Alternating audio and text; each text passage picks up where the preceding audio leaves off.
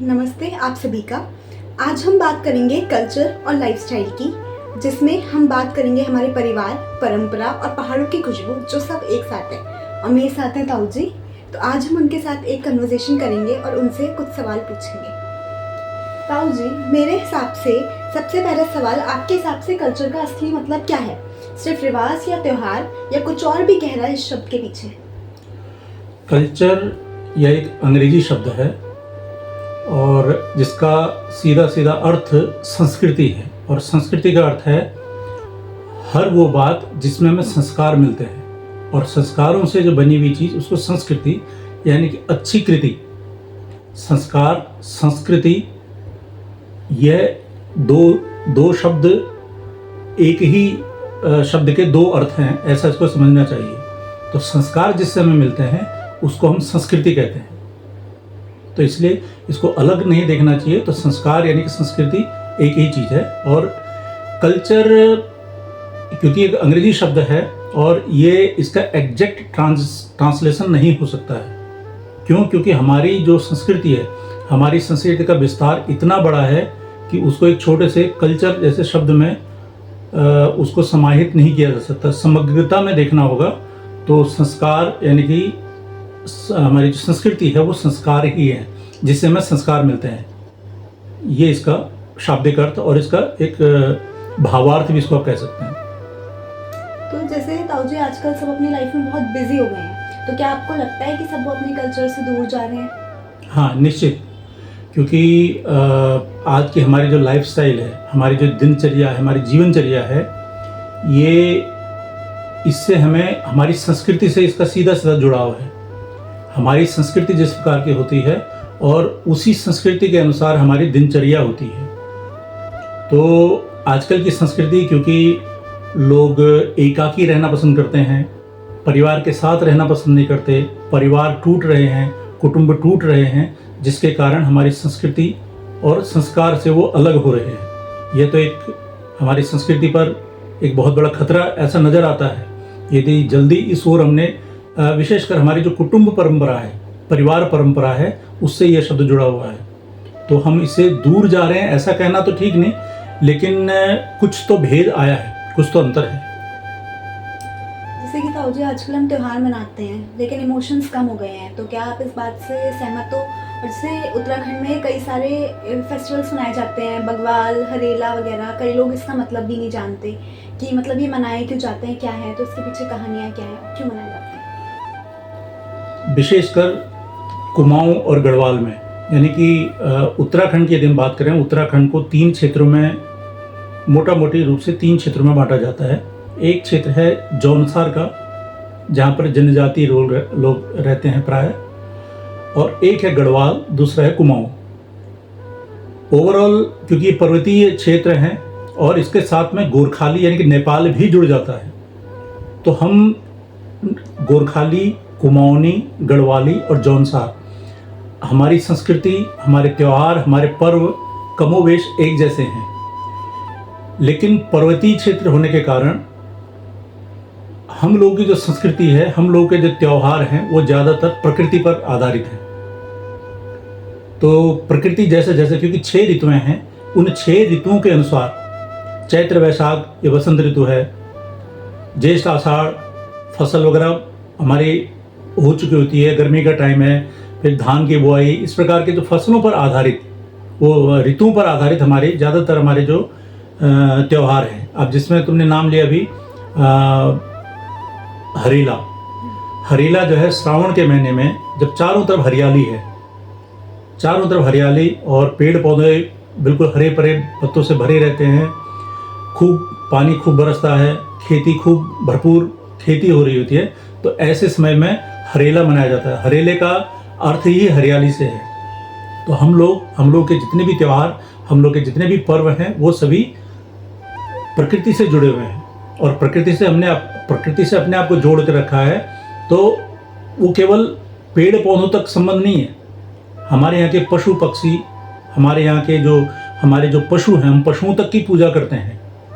बग्वाल में विशेषकर गाय की पूजा होती है और हरेला में विशेषकर हरियाली का पर्व है, तो घरों में कुछ अन्न बोया जाता है, और उसको अपने छोटों को आशीर्वाद स्वरूप उसे, तो कुल मिला के प्रकृति से जोड़ने का, प्रकृति के नज़दीक और नज़दीक ले जाने के लिए हमारे इस प्रकार के पर्व और उत्सव हैं। कोई भी पर्व, कोई भी उत्सव हमारे यहाँ पर अव्यवहारिक नहीं है, सब व्यवहारिक है और सबके पीछे कोई ना कोई लोक संस्कृति है और वो संस्कृति हमें प्रकृति की तरफ ले जाती है। तो इससे समझ सकते हैं कि हमारी जो परंपराएं हैं, हमारी जो संस्कृति है वो कितनी प्रागाढ़ रही होगी, कितनी सशक्त रही होगी। और आज से नहीं है कि उस समय से, जबकि लोग, जब आज तो साधन संपन्न है, जिस समय हमारे पास पहाड़ों में किसी प्रकार का कोई साधन नहीं होता था, साधनों का अभाव रहता था, उस समय भी हमारी जो संस्कृति इतनी रिच संस्कृति थी, इतनी समृद्ध संस्कृति थी। तो कोई भी त्यौहार, कोई भी उत्सव, हर महीने सूर्य संक्रांति के दिन हमारे यहाँ पर संक्रांति मनाई जाती है। कुमाऊं में तो पूरे के पूरे लगभग 12 महीने हैं तो 12 संक्रांतियाँ मनाई जाती हैं। और इसके अलावा बसंत पंचमी को भी हम संक्रांति बोलते हैं, हालांकि वो संक्रांति नहीं है, लेकिन उसको भी हम हमारे यहाँ पर पहाड़ में संक्रांति ही बोलते हैं। जबकि बसंत पंचमी क्योंकि पंचमी तिथि को आती है, माघ मास शुक्ल पक्ष की पंचमी तिथि को आती है। लेकिन हमारे यहाँ पर मीन संक्रांति है, हमारे यहाँ वृषभ संक्रांति है, हमारे यहाँ कर्क संक्रांति है जिसको हरेला बोलते हैं, रक्षाबंधन है। इस प्रकार के अनेक ऐसे त्यौहार, पर्व, उत्सव हमारे पहाड़ में मनाए जाते हैं। तो इनका कुल मिला के प्रकृति से, प्रकृति की तरफ हमारी नज़दीकियाँ बढ़े, प्रकृति की तरफ हमारा जुड़ाव रहे। हमने प्रकृति को माँ माना है। प्रकृति का दोहन हमने हमेशा उसका दोहन किया, उसका शोषण नहीं किया। प्रकृति का दोहन करना चाहिए। प्रकृति को दोहन का अर्थ यहाँ पर क्या है कि जो गाय का बछड़ा जितने अपनी उसको दूध चाहिए वो केवल उतना ही दूध पीता है, तो निचोड़ता नहीं है माँ को। उसी प्रकार हमें जो प्रकृति है, हमें जितनी भी चाहिए, वो प्रकृति से जो चीज़ चाहिए हम उसका केवल दोहन कर सकते हैं, उसका शोषण नहीं करते। ये हमारे पर्व, हमारे उत्सव हमें बताते हैं। और जैसे कि ताऊ जी, लोग मतलब उत्तराखंड के लोग हमेशा प्रकृति से जुड़े रहते हैं।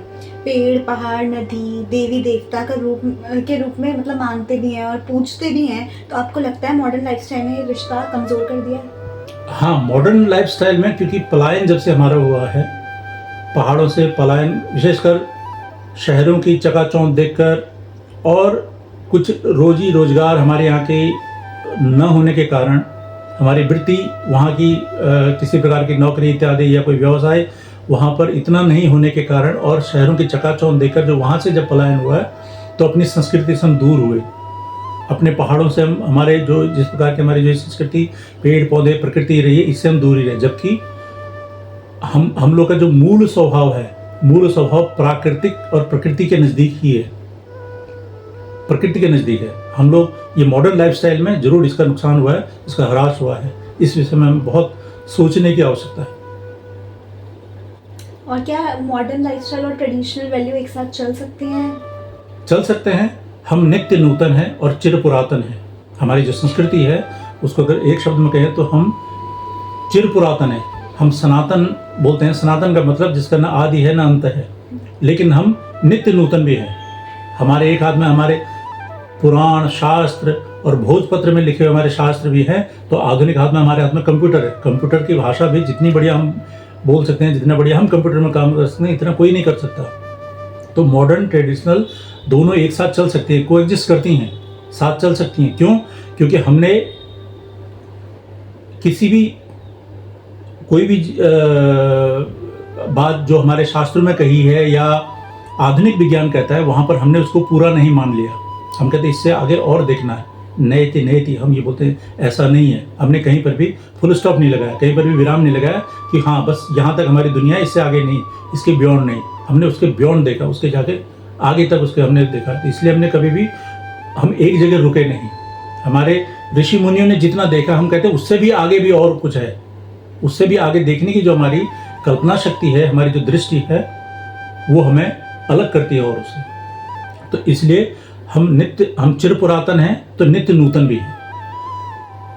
आप कुछ ऐसा जो शेयर करना चाहेंगे, मतलब कि जिससे हम अपने ट्रेडिशन से जुड़े रह सकें, कोई यादें ऐसी जो आप शेयर करना चाहोगे? हाँ, इसमें हमें सबसे पहली आती है बोली यानी कि भाषा। कुमाऊं, गढ़वाल, जौनसारी, हमारे यहाँ पर 3 प्रकार की भाषाएं बोली जाती हैं। अकेले कुमाऊं में ही कम से कम 16 प्रकार की भाषाएं बोली जाती हैं। काली कुमाऊं, पछाऊं, और शोर और पता नहीं क्या ऐसे अनेक ऐसी क्षेत्र हैं जहाँ पर अलग अलग भाषाएं बोली जाती हैं।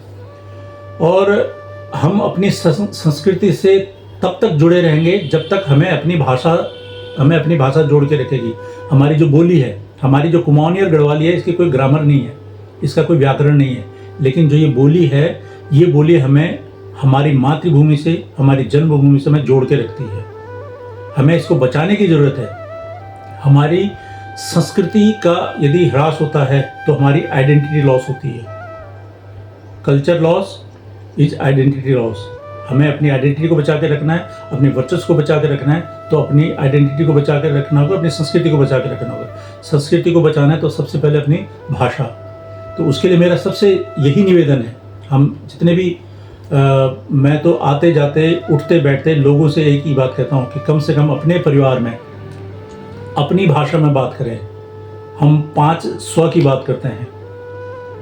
हमारी भाषा, हमारी भूषा, हमारा भोजन, हमारा भ्रमण, हमारा भवन, हमारा भोजन, इस प्रकार की 6 चीज़ें हैं जिसमें हमारा स्व होना चाहिए, हमारा अपना होना चाहिए। तो सबसे पहले उसमें भाषा।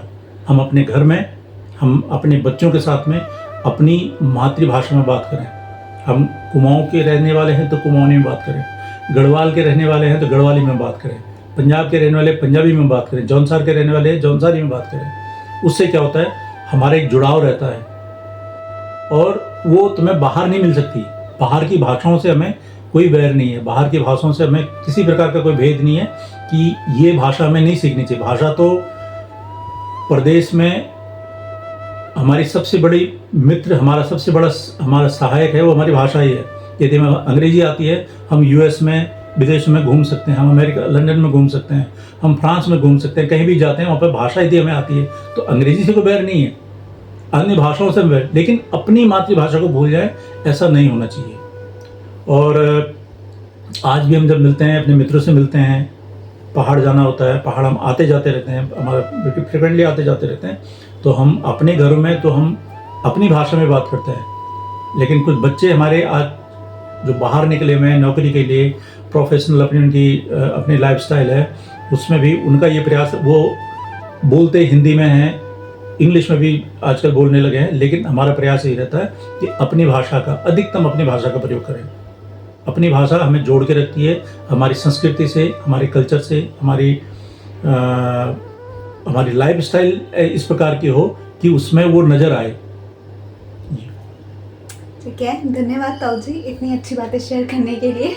आपने हमें सिर्फ मतलब लाइफस्टाइल और कल्चर के बारे में नहीं, मतलब और हमें हमारे उत्तराखंड के कल्चर के बारे में भी जागरूक किया। और बस इससे हमें ये पता चलता है कि हम कितने भी बदल जाएं, हमें अपने रूट से कैसे कनेक्टेड रहना चाहिए, अपने ट्रेडिशन से कैसे कनेक्टेड रहना चाहिए। तो बस धन्यवाद। बिल्कुल ठीक है। और तुम्हारे लिए आगे जो तुम अपने भविष्य में जो भी काम कर रहे हो, इसके लिए बहुत बहुत शुभकामनाएं। अच्छा करो, अपने कल्चर को, और बने रहो, जुड़े रहो, अपनी प्रकृति से जुड़े रहो, अपने देश से जुड़े रहो, अपनी संस्कृति से जुड़े रहो। यही मेरी शुभकामनाएं हैं और बहुत बहुत धन्यवाद।